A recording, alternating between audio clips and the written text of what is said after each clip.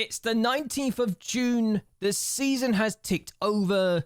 We've got £2.1 million in the bank, which has actually gone up from 129,000. So that's about £2 million in the last month alone. I must confess, I don't know where half money's come from, though apparently almost 500,000 come from other is interesting.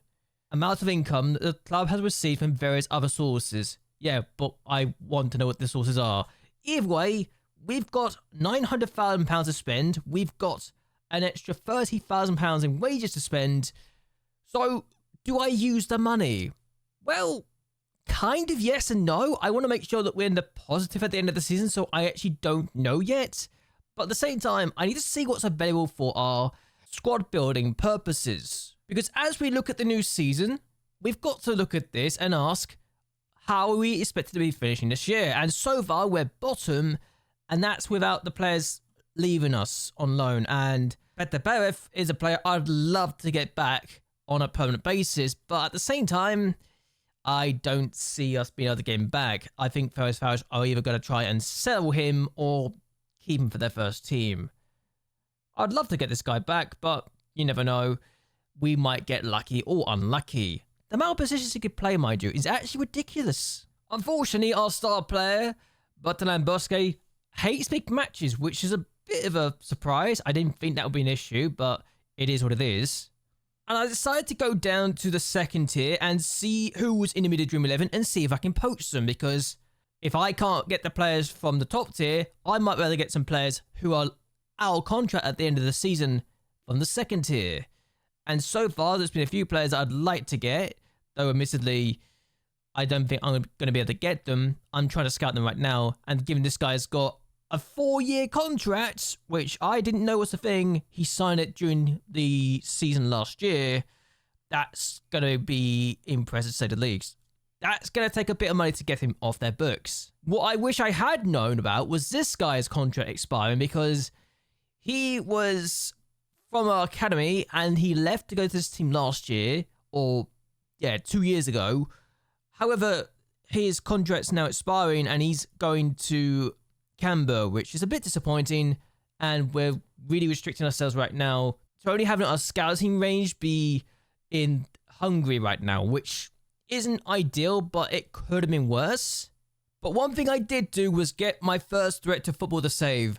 Jimmy Adjoviboko is my go-to guy for this sort of thing. He's 6 years of age. He only wanted £250 a week, and at the Ambers, he was not on a lot of money, so I thought, you know what, let's get him to sign for me. The fact he's never been outside of a certain few countries is interesting, but at the same time, I think he could be really good for me. I just need to make sure we have a good time.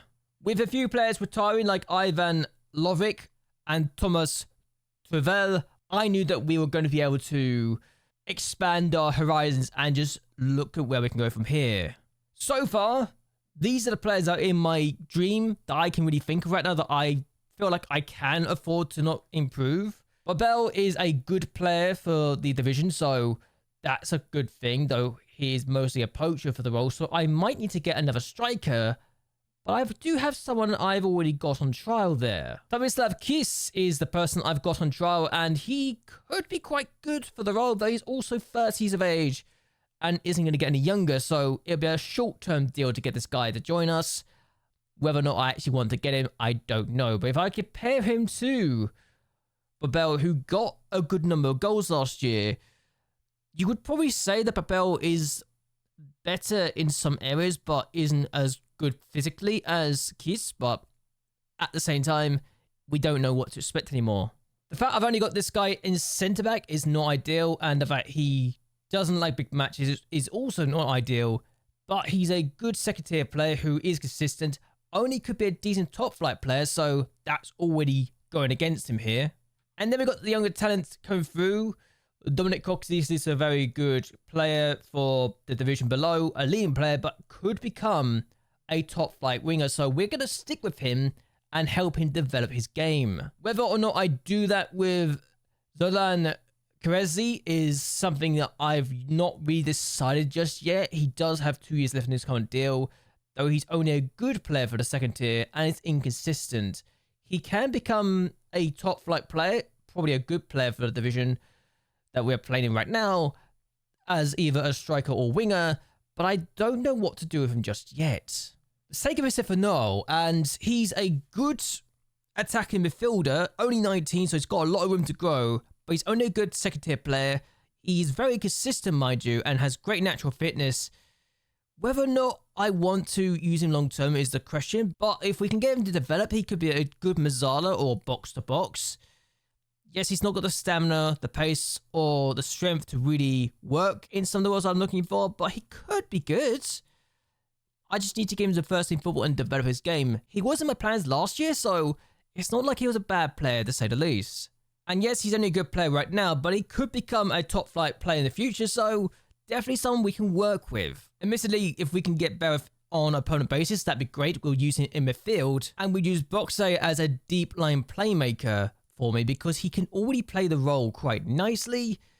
Whether or not he would want to do it is a different question altogether, but he's wanted by, looks like Saudi. Yes, Saudi want him. He's got 2 years left in his current deal. It would take a lot of money to get me to sell this guy, who I am paying 4.4 grand a week. He only had 1 year left in his current deal before we got the contract sorted out, which was very recently done. So it's one of those things we need to worry about. He does have a release clause, but that's only to teams in a higher division. Since we're in the top division now, it's not a concern. But I've not got any goalkeepers or fullbacks or a second centre back in my first team plans just yet, so those are the areas I really need to focus on. And that being said, we've also got Christian Azorjan, who can play in all 3 of the midfield roles. He's mostly here as a backup at this point. A regista who could be a deep line playmaker. A centre midfielder who could honestly play in Mazzala, but can't really be a box-to-box. So he's not amazing, and he's probably more like a last resort kind of player for me, but it's not the end of the world. He's consistent, and he can play multiple positions. He's a squad player for the team. He's also 31, so it really helps that criteria for me. But yes, we need to work in a few areas and get a load of players in. Whether or not we can do so is a different story altogether. If I was to ask my director of football for goalkeepers that we can bring in, he does provide a few options. Whether they're good options, honestly, is a different story altogether. Though I can't really complain with the fact he's bringing me options, and it's at least something to work with. So we've got a few goalkeepers we could look at. Whether or not we really want to use them is a different story. And whether or not we can even afford some of these goalkeepers is a different thing. Now, this guy would be great for us, but he'd also be on big money. The fact this says £15 a week, and then I go to his contract and it says 1.7 grand a week, and he's got an extra year, threw me off a little bit at first. And apparently he'd want about 4 grand, which I don't really want to do, if I'm honest with you, even if he's really good. And we can get him for 40 grand. He would be an outstanding signing, and he's also wanted by Puskas Academica, so definitely a player we might go for. We've also got the likes of Alberto Balabi, who is also exploring the end of his contract. He's wanted by Sheffield Wednesday and Sampdoria. Whether or not we can afford to get this guy is also a thing that I need to be concerned about, but at the end of the day, he wouldn't be a terrible player, and he could do good things for us, I think. So we got all these stats and attributes we can look at, and whether or not we want to do this also is a thing we need to ask ourselves. But as long as we can get these options from our director of football as to people we can bring in, I'm always going to be content. I just need to make sure that we can bring in as many options as possible that are realistic and isn't going to hurt us. And if we can get some of these talents, who knows? We might get good things going our way. Let's actually compare him to a goalkeeper I've already gone trial, and Andy Firth is quite bad. But I brought him on trial because I had a feeling I needed to look at this, and Caleb Anderson could be my solution, potentially, even if he's very slow. Am I really going to go for 18-year-old goalkeeper on loan for Norwich? I might do, which says a lot. The fact they are no longer requiring his services is a sign. So let's look at this and ask how much they want. They want us to pay this money, and only for 7 months. So we could do this. Whether or not we do it, I don't know yet, but options are there. And we've also got plenty of time to really work on a few things, especially when we've got players who are about to end their contracts or do other bits and pieces. So I'm just going to go over this right now and just see who comes up on these lists and who I can potentially bring in. But at the same time, I don't need to rush this. It's a nice feeling to have all these options. And for most part, as I compare everything in the league right now, we've got the second worst sponsorship income, which isn't a surprise.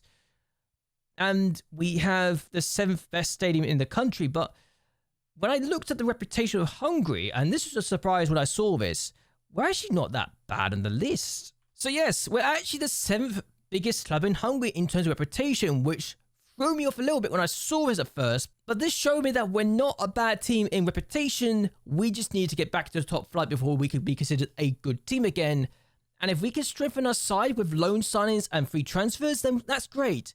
Whether or not I want to spend £900,000 on transfers remains to be seen. I just wanted to see what we can do first and foremost and go from there. Also, we've got the European Championships going on. Hungary have lost to Romania. And if they don't get out of this group, I really question their ability to do well in the future.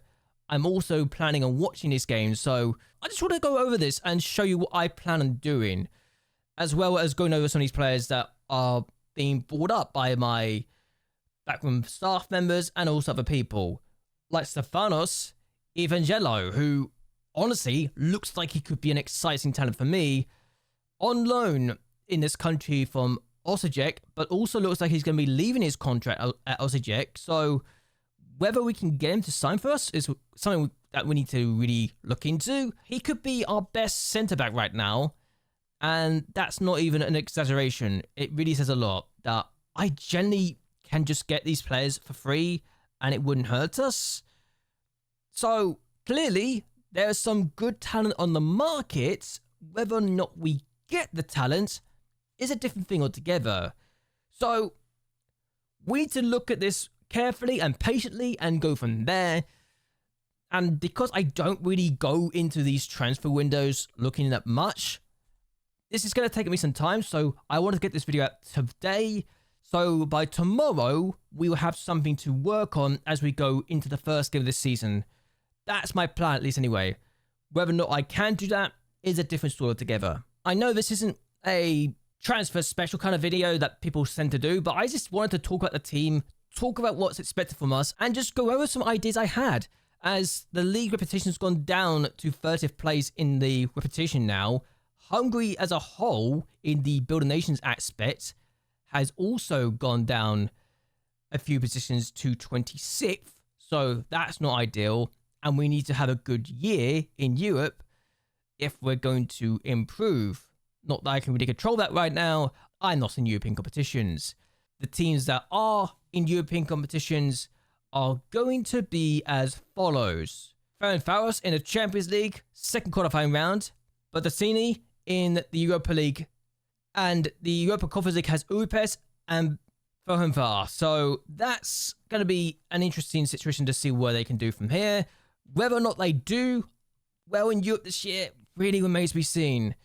As we can see from last year, nobody got in the group stage of any competition, which is, quite frankly, embarrassing because we need to get someone in the league phase of European competition this year to even have a good chance of doing things. Also, the team that were in the Conference League, one of them anyway, literally got relegated. So I don't know what that says about the standard of this competition, but okay.